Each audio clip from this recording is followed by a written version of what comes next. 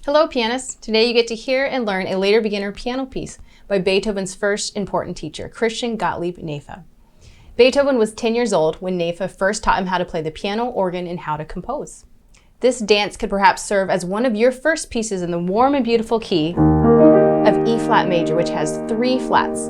Don't be worried about playing in this key, as Neefe does such a great pedagogical job of introducing the 1, the 4, the 5/7, and the 1 chords. You'll notice as we get into the note reading of this, that's what the right hand outlines almost throughout the entire piece. So it's great practice for playing into these black keys, which is such a warm key. This dance can also help develop your hand independence, as the right hand has smooth notes over staccato. Stay tuned after this joyful demo as I'll teach you how to learn this using my Bronson Musical Learning Pyramid. Enjoy.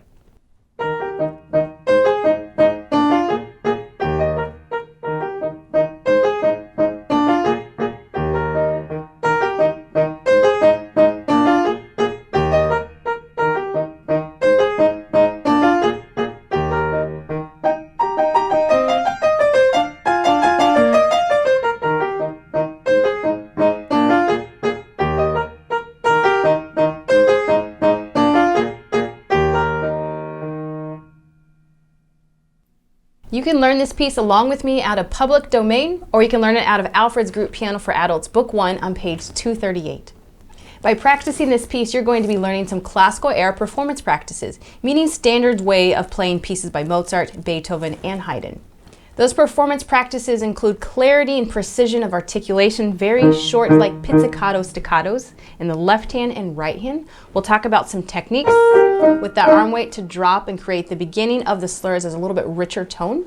I'll teach you how to do some voicing so that melody sings out all the way through. Stay tuned, I'll show you my silent play technique. We'll also go through together and I'll show you the lead sheet and the Roman numeral analysis that we use as pianists and musicians to inform our 4-bar shaping.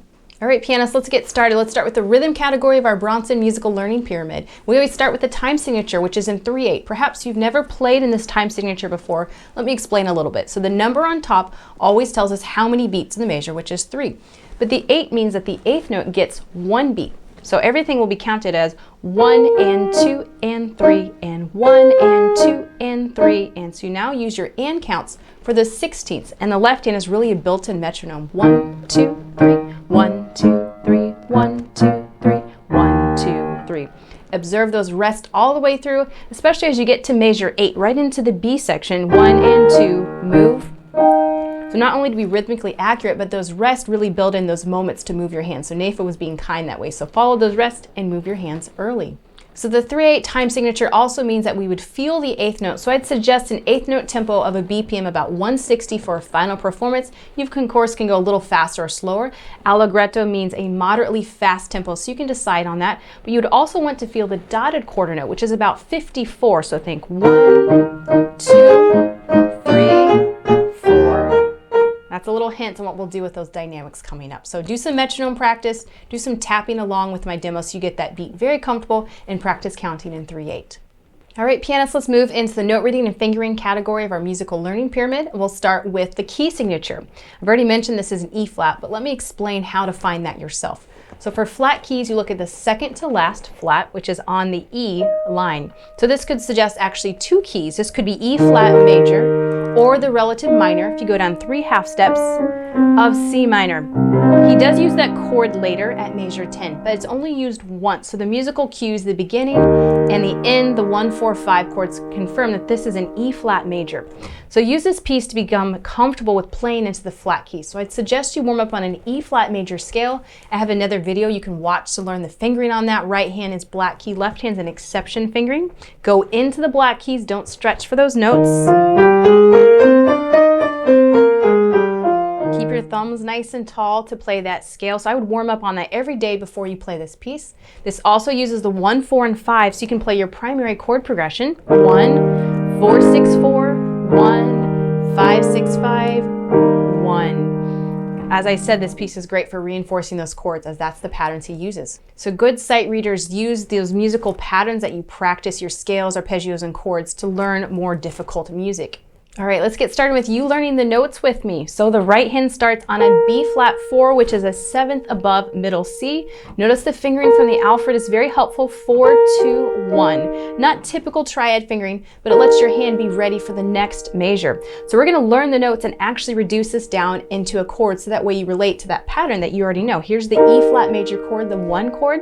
Measure 2, C, A flat, E flat, which is your 4, 6, 4, or an A flat over E flat. Then we go down, D, F, A flat. It actually sounds like D diminished, but once you add the left hand, that's that B flat 7, the 5, 7 chord.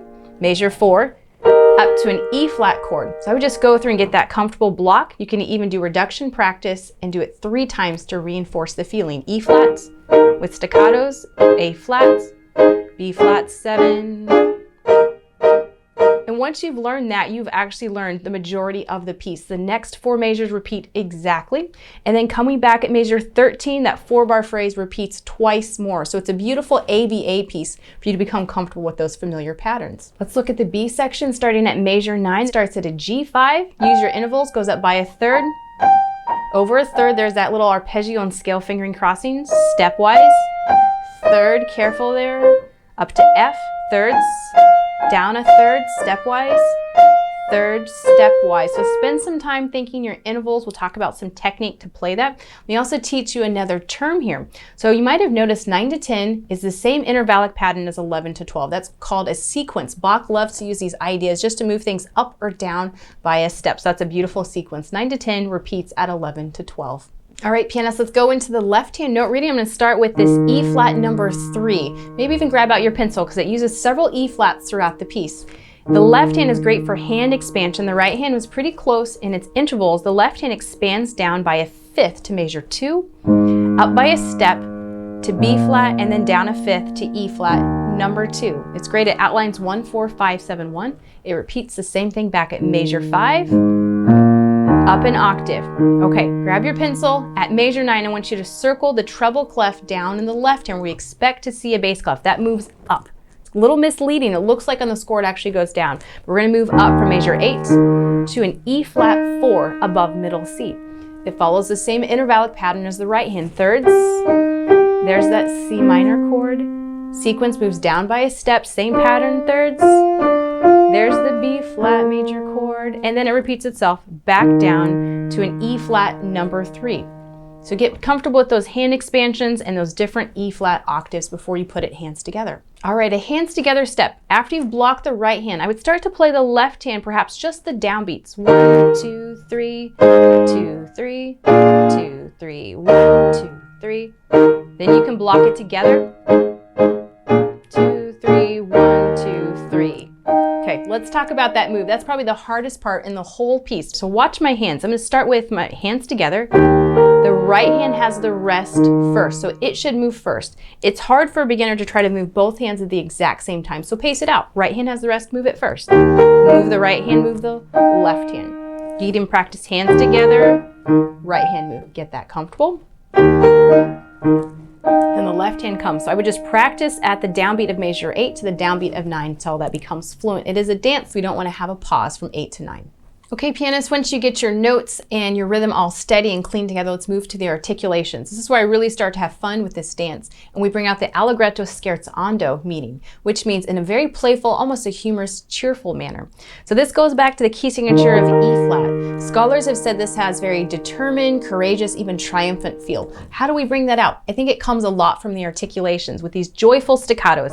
Think like a dancer, there's hopping, or a pizzicato string, where they pluck those notes, sustain. But the left hand, we don't want to voice louder than the right hand, so you have to stay very close to the keys. Think those keys are hot and you release very quickly. So let me demonstrate the articulations actually in a poor manner so you can hear that it can really affect the scherzando, the playful manner of the piece or not.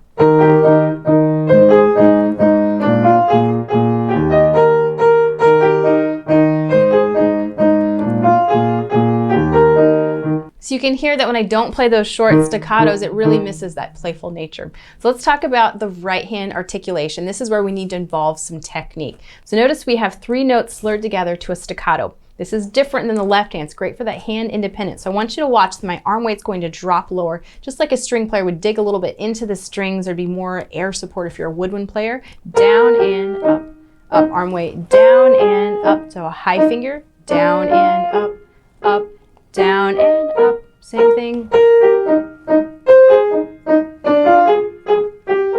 Then you roll off higher at the end of measure 8, so that phrase ends softly. If you use good technique, the sound should really come out the way you want it to. So hands together, the articulations, as I've noted several times, are contrasts. And you could first tap the left hand while the right hand works in that arm weight. Up, then they're both up together. Downbeat, the right hand's down, left hand is up. Then they're both down together, and they can lift with that rest. So get that very secure before you try to even play that hands together. Slowly. Okay. Next, we'll move into the B section. We're going to start this hands together because actually our technique will be parallel, meaning the same. At measure 9, I'm going to start with a short staccato, and I'm going to rotate right, left, scoop under, over, up, right, left, under, over, left moves, down. All right, pianists, let's next move into the dynamics. We've actually already added a lot of that expression from those arm weight drops, which makes our downbeat louder, which is appropriate for a dance in 3/8. We want to have an emphasis on beat 1. Let me do another pour demo to see if you can catch what sounds different between the two. Here's the first one, the pour way.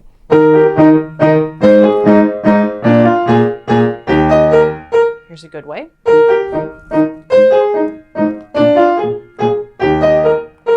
Hopefully you caught the difference between the right hand and the left hand. The first time the left hand was in equal volume. We want to have that right hand louder or voiced louder than the left hand. How do you get there? You can use some silent play technique. Again, you might need to first start with the left hand tapping. We want to get heavier weight in the right hand, but the left hand is light. Then you can move it to tapping the left hand on top of the keys in a silent manner. Play the right hand then over top that left hand. Keep it silent.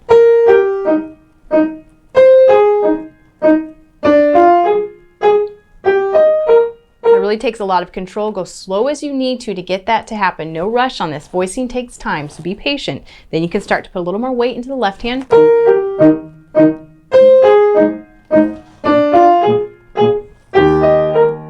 Then you'll hear that balance between right hand and left hand. And you can use that kind of technique with any style of piece. All right, so next we're going to get into more of the macro phrase goals. So the micro goals would be the downbeats as loudest.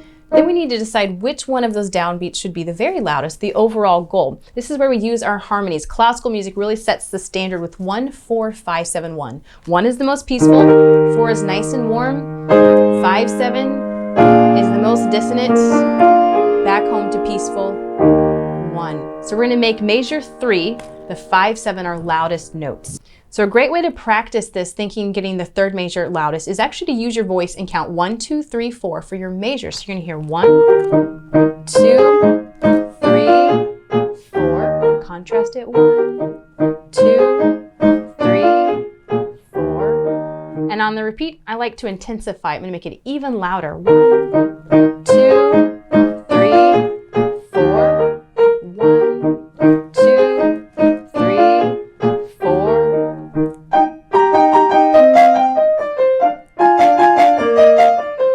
In the B section, I drew in some crescendos and decrescendos, which are hairpin shaping. I'm going to go to the more dissonant chord at measure 10.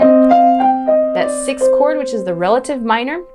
Measure 11 is a 7 diminished, but it's not as important as a 5, 7. So you have 2 phrase goals at measure 10 and 12, with measure 12 being the loudest of the B section.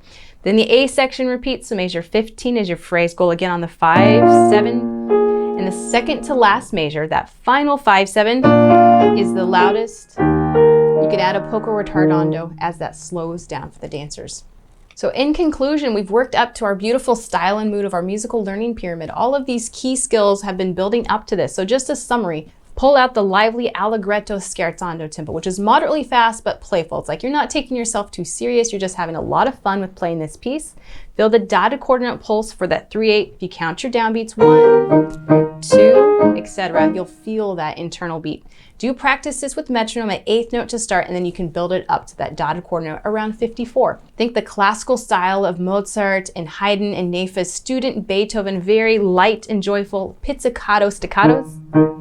Stay close to the keys, downbeats loudest with that arm weight. So use your good technique to bring out that expression for you. Follow that 4-bar phrasing with the 3rd measure the loudest. Bring out your 5/7s as your primary goals. So enjoy learning this beautiful warm key of E flat major. Transfer these classical era and even these practice strategies to your own favorite classical era pieces.